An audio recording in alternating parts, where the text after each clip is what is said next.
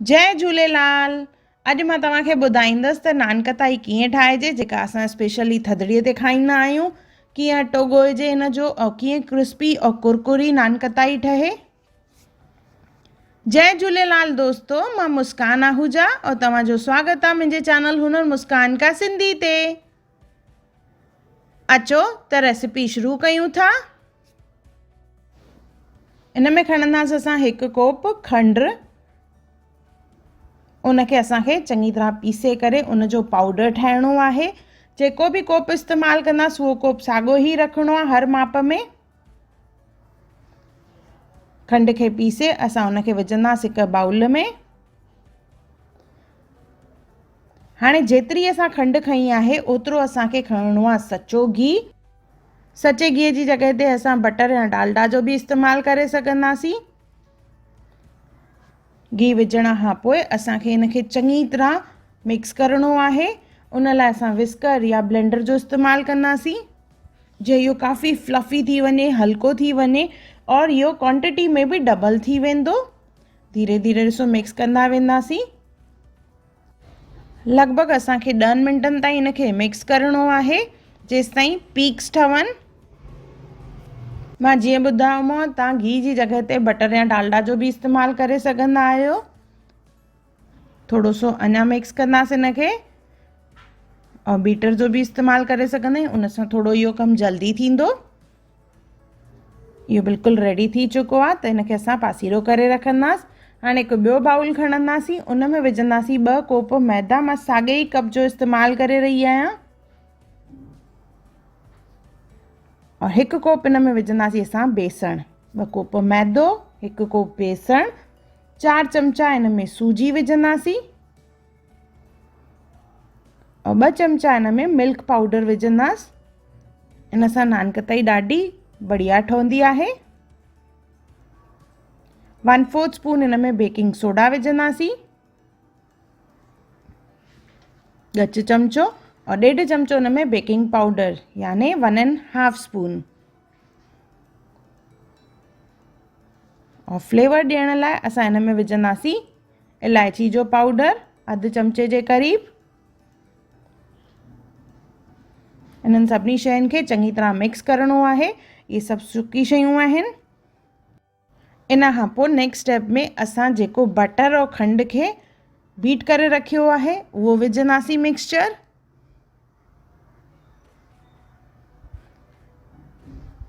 इनखे विझी चङी तरह असांखे मिक्स करे अटो ठाहिणो आहे।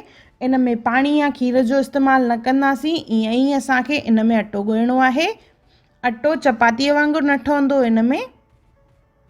जीअं असां फुल्के जो अटो ॻोहींदा आहियूं त नरम हूंदो आहे या पूड़ीअ जो अटो सख़्तु हूंदो आहे, उहो कंबाइन हूंदो आहे, त उहो कंबाइन अटो असांखे न ॻोहिणो आहे। इन तरह अटो थींदो। हथ में खणंदासीं, मुठी ॿधंदासीं त उहा ॿधिजंदी, मतिलबु इहो असांजो अटो रेडी आहे। तव्हांखे लॻे काफ़ी सुको आहे असांजो अटो, अञा बराबरि न थियो आहे, छाकाणि मेजरमेंट जे करे कुझु फ़र्क़ु थींदा आहिनि। त उन में तव्हां 1 या 2 चमचो गिहु विझी वरी वापसि हिनखे ॻोयोसि त इहो बराबरि ठही वेंदो। या 1 चमचो खीर जो इस्तेमालु कजो, इन खां वधीक न। और हीअं मुठी ॿधी ॾिसंदासीं त इहा बराबरि ॿधिजे थी, मीन्स असांजो अटो रेडी आहे। त थोरो सो पोर्शन खणंदासीं। इहे नानकतायूं असांजी थोरी वॾियूं हूंदियूं आहिनि त थोरो सो वधीक पोर्शन खणी करे इनखे असां नानकताईअ जी शेप ॾींदासीं।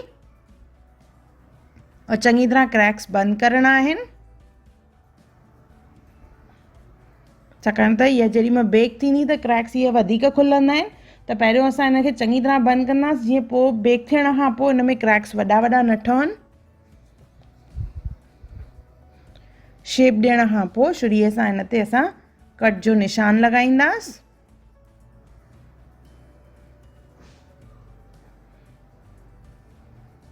इन ई तरह सभु नानकतायूं असां रेडी कंदासीं।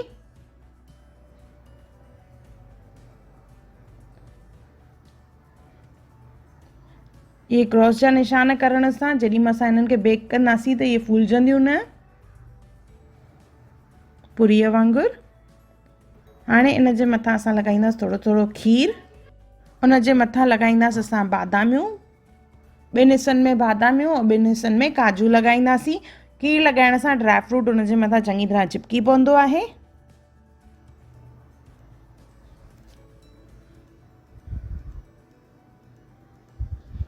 इन ई तरह सभु नान कतायूं रेडी कंदासीं।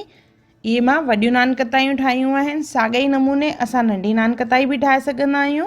ड्राई फ्रूट हणण महिल केॾी महिल नान कताईअ ते क्रैक्स अची वेंदा आहिनि, त सभु ड्राई फ्रूट्स हणण खां पोइ असां हिकु हिकु नान कताई खे खणी करे उनखे हथ सां थोरो सो प्रेस कंदासीं, जीअं हिन में प्रॉपर शेप बि अचे और ड्राई फ्रूट उन ते चिपकी बि पए चङी तरह और निकिरे न। इन तरह सभु नान कतायूं रेडी कंदासीं। उनखां पोइ इनखे बेक करिणो आहे। जीअं वॾियूं नान कतायूं ठाहियूं तीअं ई नंढियूं नान कतायूं बि ठाहे सघिबियूं। नंढो पोर्शन खणी करे उन जे मथां हिकु हिकु बादामी लॻाइजे। हाणे नान कतायुनि खे बेक कंदासीं। त वॾी नान कतायुनि खे असां कंदासीं बेक 150 डिग्री ते 30 मिनट्स लाइ, और नंढी नान कतायुनि खे बेक कंदासीं 150 डिग्री ते 20 मिनट्स जे लाइ। जेॾी महिल नान कतायूं बेक थी निकिरंदियूं आहिनि त उहे काफ़ी सॉफ्ट लॻंदियूं आहिनि, नरम लॻंदियूं आहिनि, पर जीअं उन्हनि खे ॿाहिरि रूम टेम्परेचर ते थधो कबो त उहे हार्ड थी वेंदियूं आहिनि, यानी क्रिस्प थी वेंदियूं आहिनि।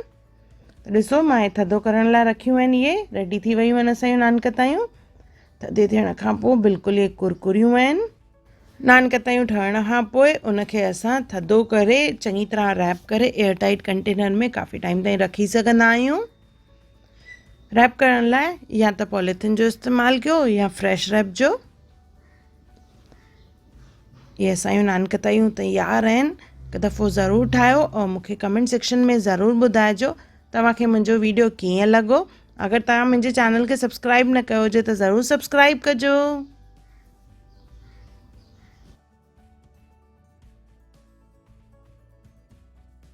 अगरि तव्हांखे मुंहिंजी वीडियो पसंदि आई हुजे त उनखे लाइक कजो, मुंहिंजे चैनल खे सब्सक्राइब कजो, इंस्टाग्राम ते ज़रूरु फॉलो कजो और मुंहिंजी वीडियो खे ज़रूरु शेयर कजो। और मुंहिंजो वीडियो ॾिसण लाइ धन्यवाद।